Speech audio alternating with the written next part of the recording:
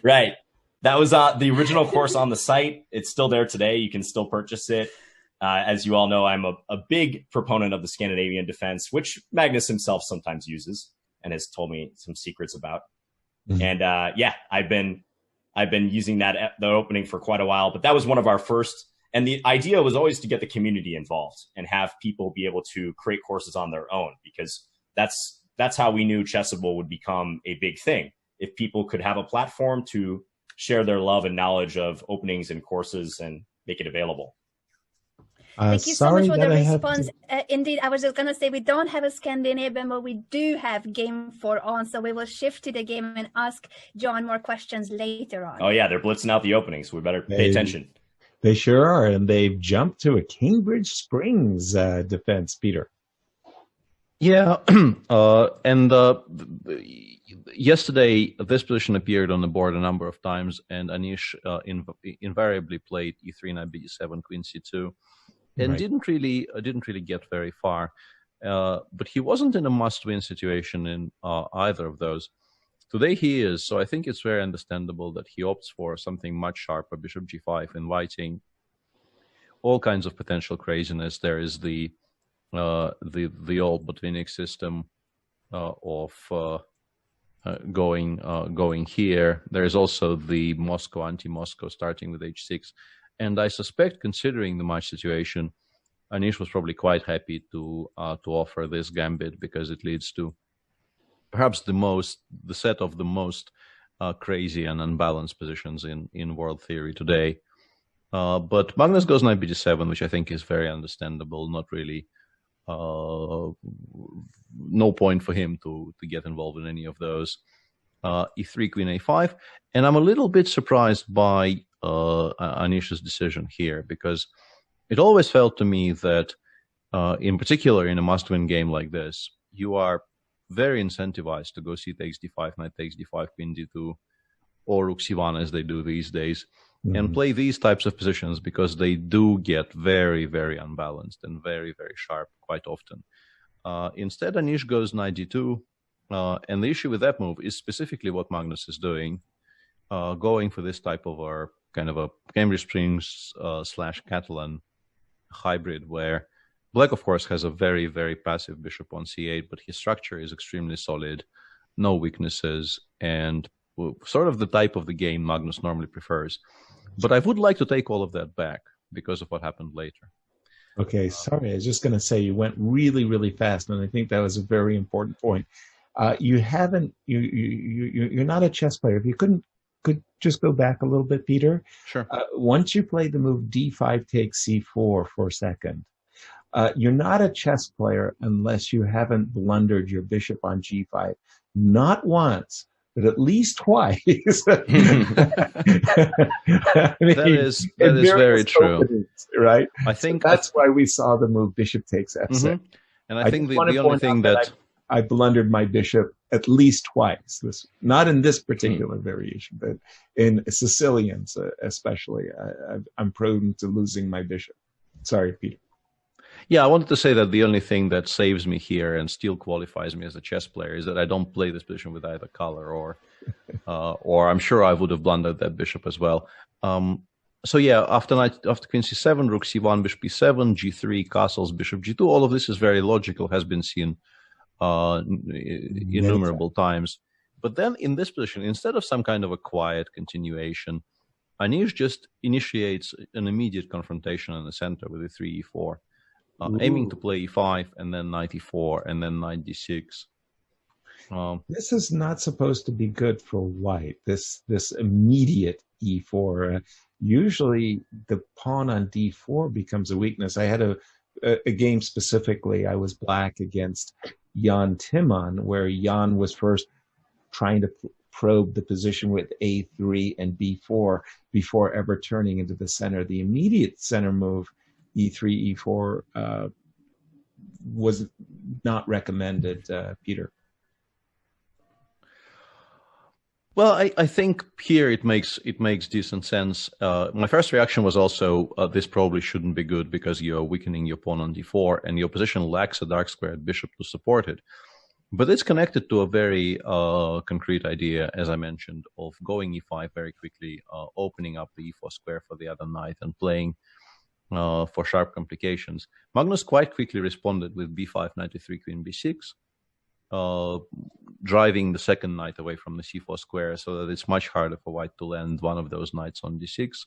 White still played e5, knight e4, and Magnus has just played bishop d7, e8. And this is where we are. The pawn on d4 is indeed quite weak, and this is why I'm pretty sure Magnus is going to not take on e3, as long as it's possible not to take on e3, because connecting the f2 pawn to the d4 pawn is something he would dearly love to avoid. It also opens the f file for the white rook on f1. In general, I think it's just a disaster for black to take on e3 if it doesn't have some kind of an immediate tactical justification. By Magnus's opening choice, do you guys think he's trying to provoke Anish into doing something sharp?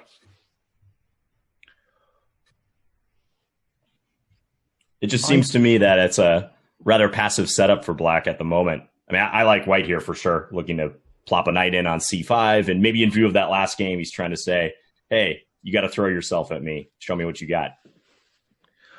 I'm not entirely sure. I have a feeling he just chose to play the whole, Semislav, Meran, Cambridge Springs complex for this match. He's been consistently playing it yesterday, and I assume we would have seen something like this if Anish played bishop g5 yesterday, but he refused to do it on 2 occasions. I don't think Magnus is necessarily provoking anything here. He's just testing out an opening I don't think played very much previously, and perhaps he just believes this is fine for black. Your idea of playing knight c5 is valid. I personally would be much more interested in trying to give mate, but maybe there's no mate to give. After knight c5, you do have to wonder, though, if it is possible to actually win this endgame. It's a very pleasant endgame, to be sure, for white. Maybe I should go a5 first. a5, rook d6, rook c8. It's obviously a very beautiful endgame to look at. But there's a larger question of whether it's possible for white to open anything up and win because of how close the position is. And I think this is where playing a5 becomes very much in handy for black, because we set up these 2 pawns, and we are always going to be replying to a4 with b4 and to b4 with a4. And on the king side, because your pawns are doubled, I think it's actually impossible to generate any pawn breaks on the king side as well. So I'm arguing black will play king f8, king e7, and then we'll start shuffling bishop d7, bishop e8. And this probably is actually enough to make a draw, which is kind of depressing, but might just be true. Yeah. For me, John, to answer your question, I didn't really see Magnus, so to speak, as provoking Anish to play sharply. Anish has got to play sharply. He's got to win the game. It was more like Magnus is just making what I think is a very solid game. Again, I used to play the Cambridge Springs in my career, and I always felt that a lot of my opponents who, studied super sharp variations, the Grunfeld, the Benoni's, the King's Indian, it's like they just didn't pay too much attention to this old style, old-fashioned chess. And for me, if I look at this position back to the other question, you're not giving me mate. I mean, the bishop on e8, the bishop on e7 hold things up. On a very good day as black, I start thinking about knight c7 attacking the pawn on d4, b4, b5, and bringing my knight to b5. In other words, I don't think Magnus has to play the position passively either. In other words, solid, solid, solid. And, again, it's very hard to give mate. It's not just like, it comes natural, so to speak. So we'll see. The battle lines are being drawn. Peter. I very much like what Anish is doing for now. He's not committing to anything, and I very much like the move a3 because I thought stopping even the possibility of black ever playing knight d5 before is very, very useful for white here. In particular, as you can see in the game, now after a3, a5, white can play queen d1, d3 without having to worry about just blundering the central pawn on d4. Yeah. So Anish, I think, will play this. Will then play rook fd1 next move, stabilize in the center, and then he will maybe start some kind of creepy crawlies on the king side, playing h4, perhaps hinting that knight g5 might become a threat, and so on. Can I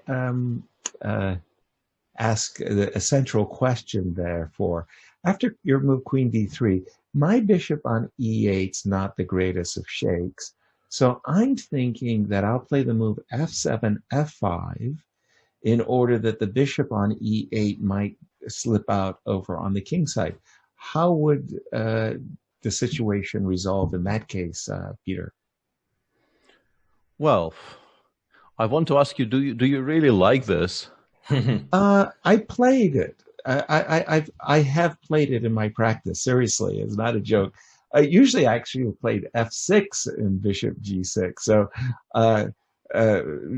basically my question was, in case of en passant knight takes, I'm hitting the pawn on d4, and again, I'm kind of hoping that on a good day, moves like, I don't know, e5, bishop g6 will magically appear by themselves.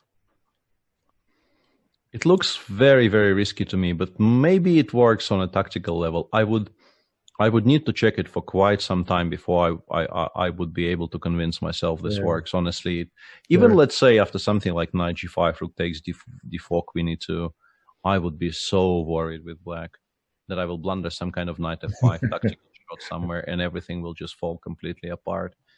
I don't know. I wouldn't be. It would take me some time to sell this idea to myself. Yeah, I agree with that. I would be generally pretty happy to see that as white. F5, the F6, F7, F5 move in particular. Yeah, that's right. I thought you were going to suggest taking back with the G pawn, but knight takes is very interesting. I haven't seen that approach before. Right. Okay. In the meantime, rook a7 and knight c5 are on the board, and we have some developments on the theoretical side of this line, which maybe Anna can keep us appraised. Thank you, Peter, for the cue. Indeed, we have been doing our research here backstage, and it seems that a grandmaster that is very much part of AnishGiri's team, Erwin Lamy, has tons of games in this line with the white pieces. Anish himself had this line against Suneberg Hansen in 2013. And I wanted to point out that Grandmaster Sam Shankland, who made a course for Chessable on the Semislav, rejects the move order that Magnus played. He considers this inferior and prefers to play bishop b4 first and only then d takes c4 to avoid this unpleasant position for black. What do you guys think about that move order and Sam's suggestion? Has Magnus seen Sam's course? Now that is another question. John, what do you think? Yeah, that's why I was a little surprised by Magnus's opening choice, because I had thought the line that he's playing here is considered slightly more comfortable for white in almost all lines. I mean, that you can say that about a lot of modern theory, but yeah, the sharper, more concrete lines with bishop b4, I thought would appear on the board here. And having looked at Sam's course a little bit and played these lines myself, I do agree. I think that's the path for black personally. We also learned, by the way, from our research that Sam must have learned the hard way. He lost the game in this very same line against Ding Liren, so Sam with the black pieces, and then he improved on that line in his course. So do check out the course, and maybe Magnus himself should check out the course. And Anna, I don't mean to put you on the spot, but I think for a lot of our viewers, they're asking the salient question: if Magnus should draw this game and therefore be the winner of the Chessable Masters, well, that means he's qualified himself twice to the grand finals. Ooh, Magnus can't play, 2 spots at the grand final.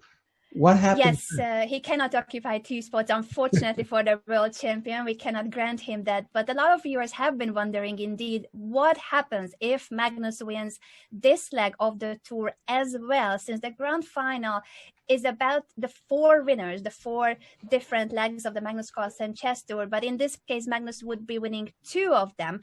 So it does not go to the runner-up. Anish Giri does not qualify to the grand final automatically. We do have tour standings, which are based on the points that the players are receiving for quarterfinals, semifinals, and finals. So far, the tour standings are the following. The leading player is Hikaru Nakamura with 23 points, since he was the runner-up in the first 2 legs of the Magnus Carlsen chess tour.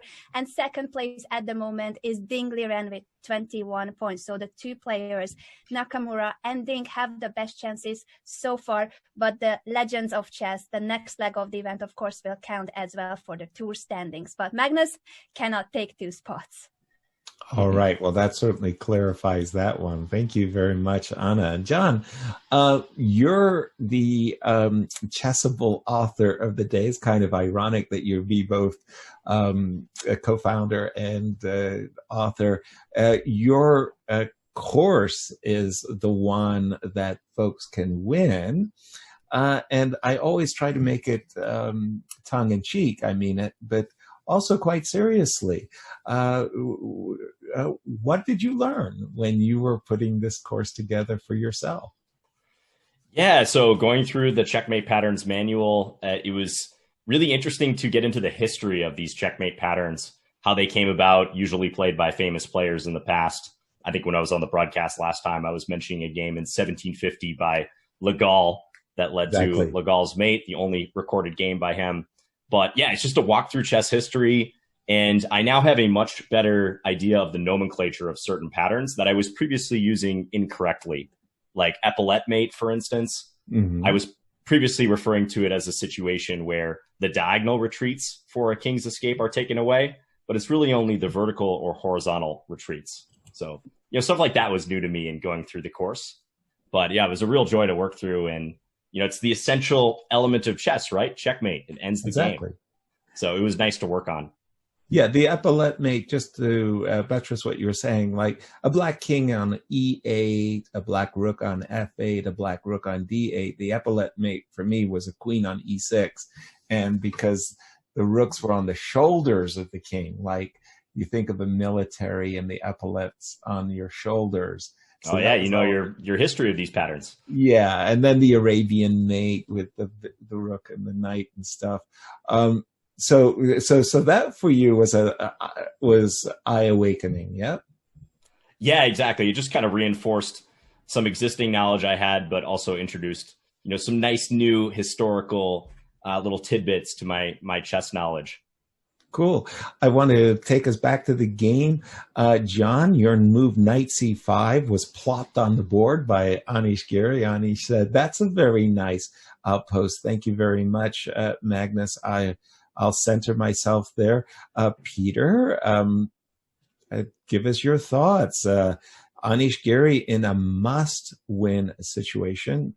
How's he doing? I think he's doing quite well. One thing that is a huge improvement for Magnus compared to the previous game is that at least he is up on the clock. Okay. But apart from that, honestly, I find it very strange that he seemingly went straight for this position, because you still have to answer, of course, the question, how is white going to open this tin can? And maybe there is no good way of opening this tin can and it just holds. But the fact that Magnus has just played b5 before, which is in huge air quotes, a source of counterplay, but I think what it actually does more than anything else is create a weakness on a4 as well. Right. I think it seems to suggest that Magnus doesn't really feel like he can just pass forever in this position. And while he was thinking about the decision to play b5 before, I was sort of desperately trying to figure out if I can nominate anything else as a semi-active move here for black. And I kept on coming up woefully short. I just couldn't find anything that would qualify as counterplay here for black. And if you give white unlimited time, which is what we're discussing here, just kind of saying king h8, king g8, do your worst. Eventually, probably something will start happening on the king side. Queen g4 might create some knight takes e6 ideas somewhere. You can play h4 to even stop bishop g5 forever. White has, I can name like 5 moves in a row here, which will improve white's position a little bit. h4, king g2, perhaps queen f3. And then you start digging for ideas, like you go knight g4, you ask black, are you at all worried about knight takes h6? Because all of your pieces, well, okay, I need to delete those arrows. All of your pieces are on the queen side. And if I actually manage to start something on the king side, that something probably ends up being mate because of how disconnected your heavy pieces are from your king. Well, the thing that would worry me the most, if I was in black shoes, is h4, h5 by white, bishop b1, queen c6. That is a very good point, actually. Yeah, and that is a very good point. John, what the heck do they call that checkmate, by the way, where you've got the battery to h7 mate? But it could be a Damiano's bishop mate with the queen supported by the bishop. Yeah, exactly. And I like this plan too. It's such a natural idea when you have that light square bishop pointed at the h7 square. You see this a lot in d4 setups, right? Right. So yeah, I like that a lot, Yasser. Very nicely pointed out by Yasser. Yeah, I've been ignoring this plan, and Anish goes knight g4, which is a non-obvious choice, but I did mention it. It was possible.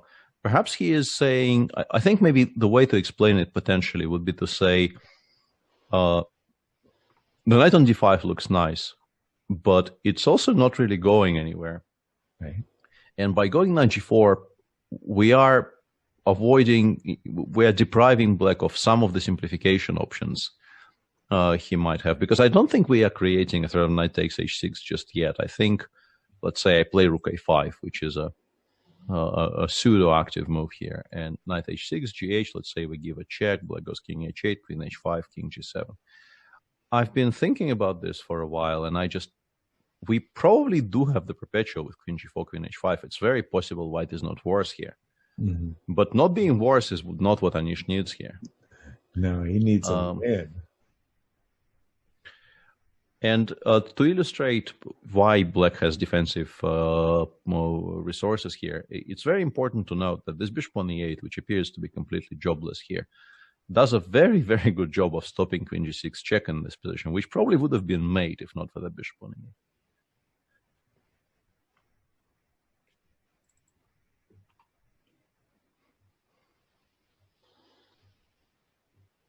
Very intriguing position, but I still like white a great deal, honestly. Can I try to throw a monkey wrench in the best laid plans that white may be having? For me, the knight on d5 is both beautiful and in the way. I mean, if I'm going to get counterplay, I really feel that I have to hit the d4 pawn. Can I essay the move maybe with or without taking on a3? Yeah, I was going to ask you, do you want to include BA, or do you want to start with knight c7? Both, I think, have merits and drawbacks. Yeah, I'll tell you, Peter, when it benefits me most. Okay. So we'll start with knight c7, and later, when I want to take an a pawn for free, I'll say, could I toss in BA? Yeah, it's a perfectly fair approach. I think I can probably force you to take on a3 by playing rook c4. Okay, fair enough. Now I'll take on a3 and play knight b5, and I'll say... And we go, I don't know, queen f3 or queen e3. I don't know which one. I'll probably e3 for now. Although after h5, I will be forced to sacrifice something because I managed to capture my own knight by placing the queen on. What was the idea if after knight c7, white just pursued the plan of getting the queen to e4, so bishop b1, let's say? That is a very valid question, actually. Yeah, I would just want to go for it if I were white. Right. Well, again, the demands of the tournament position, right, John? Call Absolutely. For it. Yeah. Yep. No, I like this. And we were talking about h5 a moment ago. Now you play queen e4, the knight hits h6. I think that might have also been a deeper point for Anish. Yeah, unless black's going to shed the h-pawn at some point with the g6 move when the queen hits e4 and try to hope for counterplay against b4, but that's not going to be good now. Yeah. I don't think honestly, I just don't like this position. For black. Yeah, I just don't think this is a good position. Well, earlier I was agitating for an f5. I didn't want to fall into a passive position, which Magnus has done. But now that he's here, I mean, boy, you look at it, and you said it yourself, Peter. Give me an active move for Magnus. I just tried knight c7. Rook a5, as I mentioned, Rook a5 is really the only thing that makes sense to me here somehow. Fair enough. Perhaps indicating that I'm not entirely against the idea of taking on c5 in some positions. Exactly. That bishop on e7 is quite valuable because I think without it, the white king side attack might become very strong. But still, it really is the only source of... To try the same idea that John concocted a moment ago. Yep. Bishop b1. Yeah, I don't quite know how we're supposed to react to this, to be honest. Mm-hmm. It still looks very, very scary to me. I don't know. Something h5, like h5 followed by g6 straight away. I don't know. It just looks like I might be blundering some kind of mate. Like maybe this is mate. Knight h6, gh, some kind of queen e4. I don't know. We do have bishop takes c5 though, and the king starts running. Maybe it's not.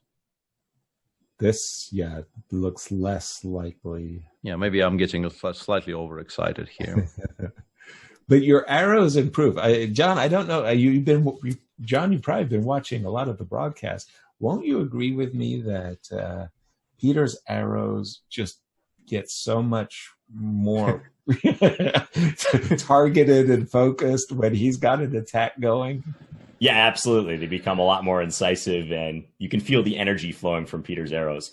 Exactly. And he on his free day, he accused us, horror, of arrow shaming him. So he's now more self-conscious of it. Exactly. Every time he makes an arrow. Exactly. Peter, I don't know. I mean, your rook a5, fair enough, but Magnus has been wow. Yeah, I mean, I don't know. The previous game and this game, it's not the same player who won game one. Yeah, it kind of baffling. You would think that Magnus would have the momentum and carry that through to close out this match, but that has not been the case. And Anisha's had plenty of chances here, especially in that last game. Absolutely. And he's taken a very, very committal decision here. He went BA, and bishop takes c5, just saying, I have to start trading something. But the position after rook takes c5 just honestly looks horrible from every possible viewpoint. The only thing I can imagine is he's got some ideas of rook b7, rook b2, b3. Peter, at least the good news is c6 is adequately defended for now. Absolutely, yeah. And he's gone rook b7, but it feels like, I don't know, it really starts looking like we might have some kind of a mating attack. And even... I'm wondering about some kind of knight f6 check combinations here. Exactly. Yeah, some brute force bishop takes d5, knight f6 or something. Yeah, something along those lines. Yeah. Well, let's have a look-see. I mean, the issue with that is that knight f6 check doesn't force black to take. So you can play something like king h8 or king f8, and perhaps that wins you sometimes. Because this really does look like mate, because queen g4, queen g7 comes incredibly quickly. But I currently don't know how to refute king h8. There is maybe some argument to starting with knight f6 check even.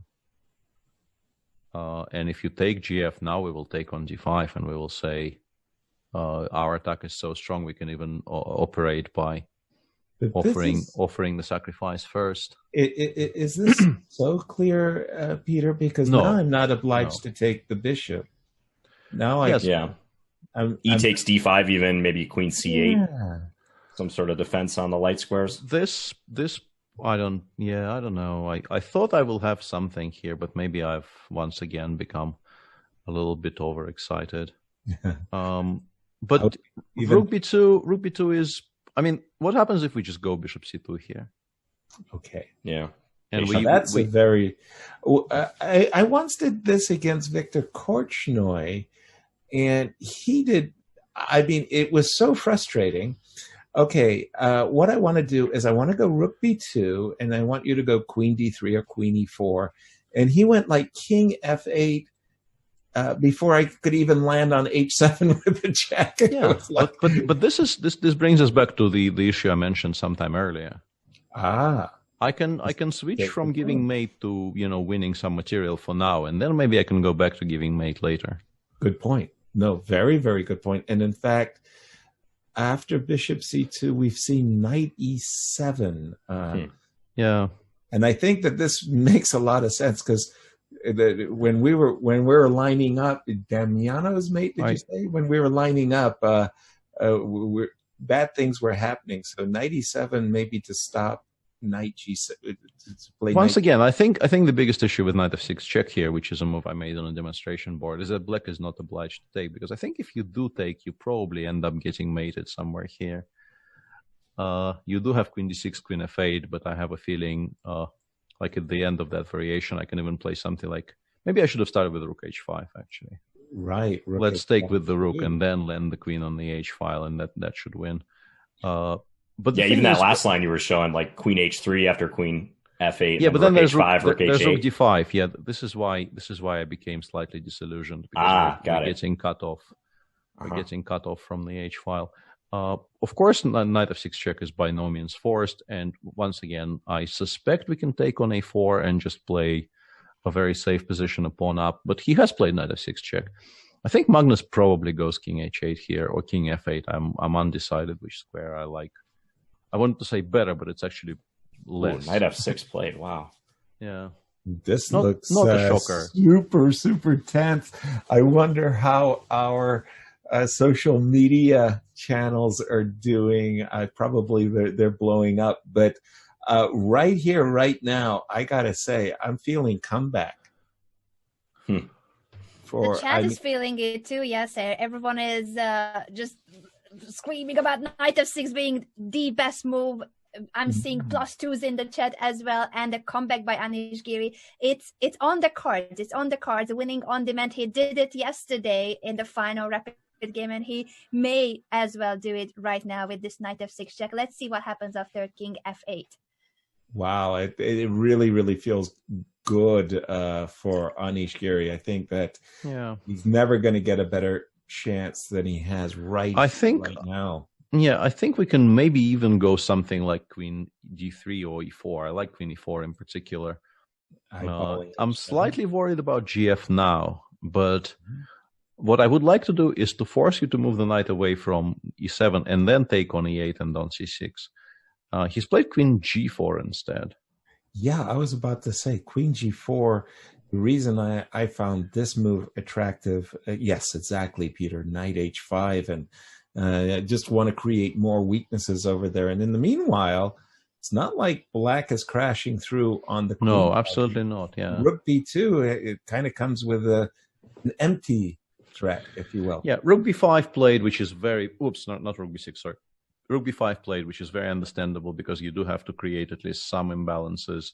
But something like knight h5, and if you play g6, maybe even queen f4 might be very strong. Oof.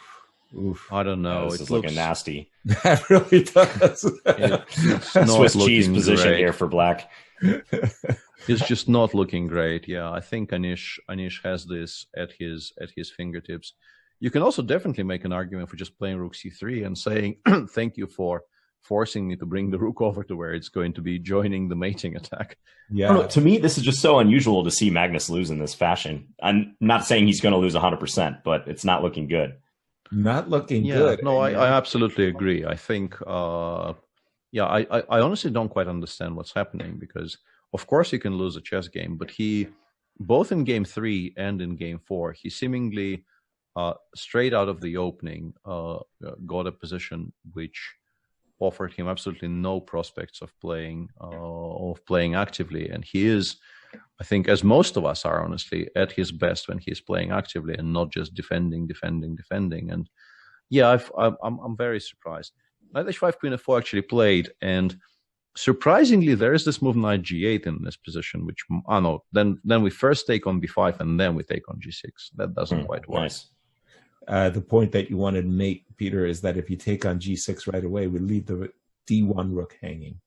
Yeah, exactly. So queen f4, and Magnus probably has to play something like knight f5 or something. But by the way, again, John, what's that checkmating pattern that occurs after g6 takes h5, queen takes h6 check, king g8, bishop h7? Now, the crazy thing is right now, the checkmating pattern that we want. There's no mate currently. I know, because bishop right. Yeah. But it has a name, right? Yeah, again, that would be Damiano's bishop mate. There's also Max Lange's mate, which is, I think, if the flight square is taken away. So, yeah, that would be very similar.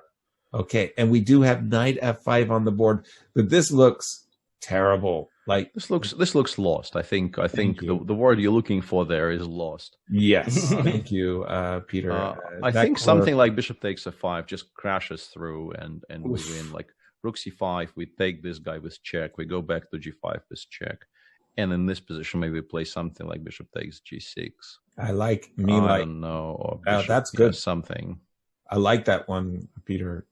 My worry is I actually don't see the mate after fg. What? That's not fair. Rook b5 on the board, by the way, as a first stop. And what? Bishop f5, g5. Yeah. So Magnus found a way to continue the game at least. But I think after ef queen f5, his position still should. Hang on, there's queen e2 there. Whoa, hang on a second. Loose pieces. Is this a new game suddenly? Queen f5. What? He played queen f5. Hang on a second. Queen e2. Oh no, we jinxed it. And Anish seems to be in a state of oh my gosh! Look, shock. Anish is in shock. You saw on his webcam that he's just he can't believe what he did. Yeah, he's beside himself. Oh my gosh, we have seen thrills and spills in this final, John. It's been a crazy day. It's just been. Did you see game one? I did. Yes. What a masterpiece that was. Yeah, I thought that was like a Polygaevsky-Tal reenactment in that game. I thought Magnus was going to win this match easily. Okay, and he now looks very favored to actually win the match, but not in the way we would have expected after that game one, honestly. Yeah. And Anna, how is the chat reacting to this Queen E2 move? Just not believing what has just happened. Anish Giri had it.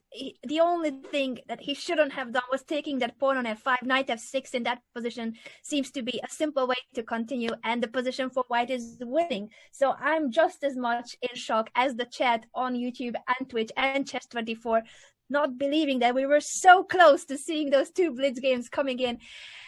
It's not happening. Shock for Anish as well as for Magnus. Sigh of relief for the world champion. What a strange, sequence. Game 3, Peter, I really thought Anish should have won that game, quite frankly. This game, he was playing it beautifully right up until that very last move. It looked like, for all intents and purposes, he was putting his own masterpiece. And now this horrifying blunder. Howler. Yeah. I think he just assumed Magnus was in the final throws there, just making desperate moves, and shockingly, Anish is not even worse. Rook c1, queen h5, queen f6. I'm pretty sure still gives a perpetual on the h8 f6 squares, but he needs a win, not a perpetual. So Magnus can just safely take on d4 here, create a threat of rook d1 check, and Anish will have to give this perpetual effectively. Ending the tournament in Magnus's favor. That's brutal. Wow. What's Dr. John Nunn's maxim? Loose pieces drop off. LPDO. That knight on h5, the rook on d1. Yeah. Wow. It's been just a stunning sequence of games. It all started so brilliantly, and it's like a hot potato point. I'm amazed. But then again, I mean, it's the pressure of the moment, right? 45,000 to the winner, the grand finals, a ticket to the grand finals. Players are shaking their head. Have they made a draw? Yes, they have. They have. And our question of the day at the start there, Anna, was whose tournament was going to end in tears has been answered as world champion Magnus Carlsen has won the Chessable Masters. A dramatic finish indeed. Just when we thought that Anish has fought his way back into the match, he spoiled it by taking